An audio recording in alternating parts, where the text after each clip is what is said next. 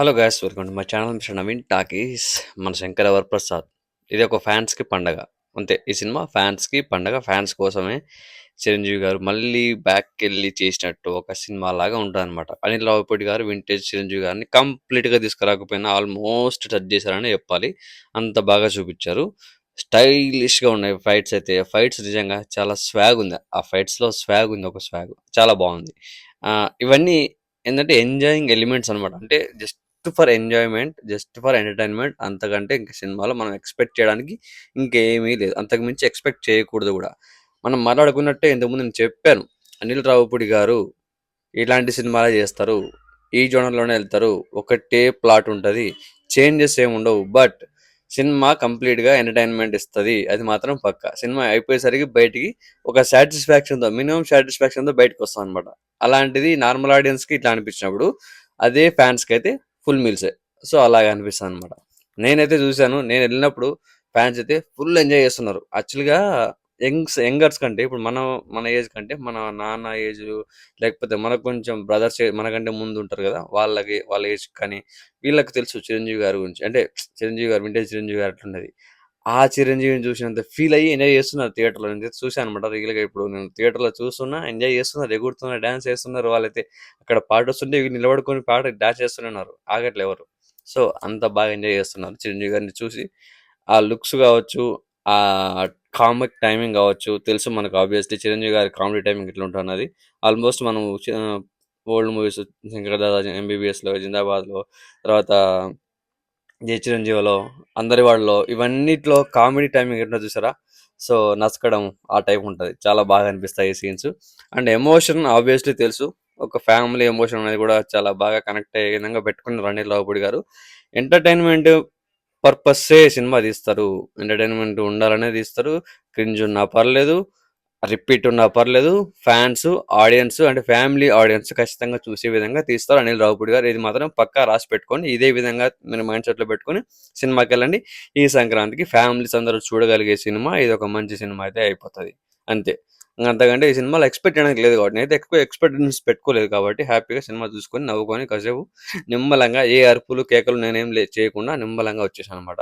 కానీ చిరంజీవి గారు యాక్టింగ్ అంటే వన్ మ్యాన్ షో. నేను చెప్తున్నా కదా, మొత్తం చిరంజీవి గారి చుట్టూ తిరుగుతూ ఉంటుంది. నయనతార గారు ఆబ్వియస్లీ బాగా సెట్ అయ్యారు. నాకు ఇంకొక ఎబ్బెట్టి విషయం ఏంటంటే, ఇంతకుముందు నయనతార గారు గాడ్ ఫాదర్ సిస్టర్గా చేశారు చిరంజీవి గారికి. మళ్ళీ సైరాలో కూడా యాక్ట్రెస్ పార్ట్నర్గా చేశారు. బట్ ఇక్కడ మళ్ళీ అంటే సిస్టర్గా అక్కడ చేయకుండా ఉంటే బాగుండు అనిపించింది. అదొకటి కొంచెం డిసప్పాయింట్ అనిపించింది.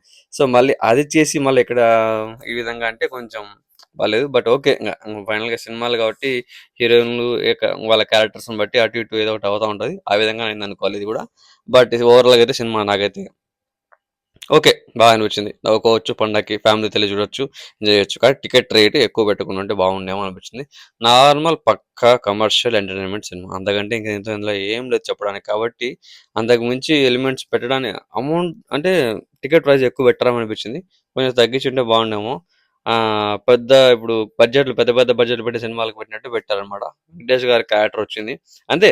వెంకటేష్ గారి క్యారెక్టర్ ఎంటర్టైనింగ్ పర్పస్ గానే వచ్చి లాస్ట్ ఒక హాఫ్ అన్ అవర్ బిఫోర్ ఏమో వస్తుంది, half an hour 40 minutes before. అక్కడ నుంచి కాసేపు ఉంటుంది, లాస్ట్ ఎండింగ్ క్లైమాక్స్ వరకు వెంకటేష్ గారి క్యారెక్టర్ వచ్చేసి అక్కడ క్లోజ్ అయిపోతుంది అనమాట. అది మ్యాటరు. వీళ్ళిద్దరి కామెడీ టైమింగ్, వీళ్ళిద్దరు ఉన్నప్పుడు వచ్చే ఆ సాంగ్స్ ఉంటాయి కొన్ని, ఆ సాంగ్స్, ఆ డ్యాన్స్, వాళ్ళిద్దరు అంటే ఒకరినొకరు టీజ్ చేసుకుంటారు అనమాట. వెంకటేష్ సాంగ్ చిరంజీవి గారు సాంగ్ వెంకటేష్ గారు చేయడం అది టీజ్ చేసుకుంటూ చేస్తారనమాట. ఆ సీన్ చాలా బాగుంటాయి.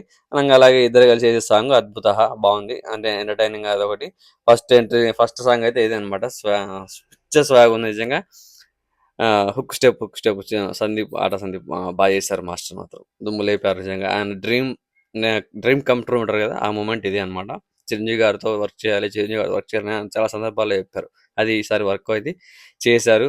హ్యాపీగా ఆ సినిమాకి సంబంధించిన ఆ పాటకు సంబంధించినట్టు ఒక హైలైట్ మూమెంట్స్ ఇచ్చేసారు, సెట్ చేస్తారు. ట్రెండింగ్లో ఉంది సాంగ్ ఇప్పుడైతే మాత్రం. అది చాలా మంది చేస్తూనే ఉన్నారు కాబట్టి ఈ సాంగ్ ఒక హుక్ స్టెప్ని సెట్ చేసేసారు కాబట్టి అందరు ఆ హుక్ స్టెప్ని పట్టుకొని తిరుగుతున్నారు. చాలా చాలా మంచి సాంగ్ పడ్డది సందీప్ మాస్టర్కి. బిఫోర్ దట్ ఛాంపియన్ సినిమాలో పడ్డది. సో ఆయన కెరీర్ ఇప్పటి నుంచి మొదలైందేమో కొరియోగ్రాఫర్గా. బెస్ట్ సినిమాల్లో యాక్చువల్గా ఇంతవరకు పెద్దగా లేదు. ఇప్పటి నుంచి కొరియోగ్రాఫర్గా ఒక మంచి అవకాశాలు వచ్చే అవకాశాలు ఇంకా ఎక్కువ ఉన్నాయన్నమాట. ఇంకా నాకైతే మిగతా పాట అంతా నార్మల్‌గా, ఎంటర్‌టైనింగ్‌గా, రొటీన్‌గా ఉండే స్టోరీనే. ఇంక అంతకంటే గేమ్ లేదు. సో, మీరు గూడా ఇదే మైండ్ సెట్‌తో ఎళ్లి సినిమా చూస్తే హ్యాపీగా చూసేసి రావచ్చు. ఫ్యామిలీతో ఎంజాయ్ చేసి రావచ్చు. ఈ పండగకి, సంక్రాంతికి అంతే అనమాట. పక్కా ఎంటర్‌టైన్‌మెంట్ సంక్రాంతికి రావాల్సిన ఒక కామెడీ సినిమా. ఒక మంచి ఫ్యామిలీ సినిమా. ఇది మన 'శంకర వరప్రసాద్' గారు సినిమా. అంతే. సో, మీరు సినిమా గనుక చూసినట్లయితే ఏమనిపించింది కింద కామెంట్‌లో చెప్పేసేయండి. వీడియో నచ్చితే లైక్ చేయండి, షేర్ చేయండి. అలాగే మా ఛానెల్‌ని సబ్స్క్రైబ్ చేసుకోండి.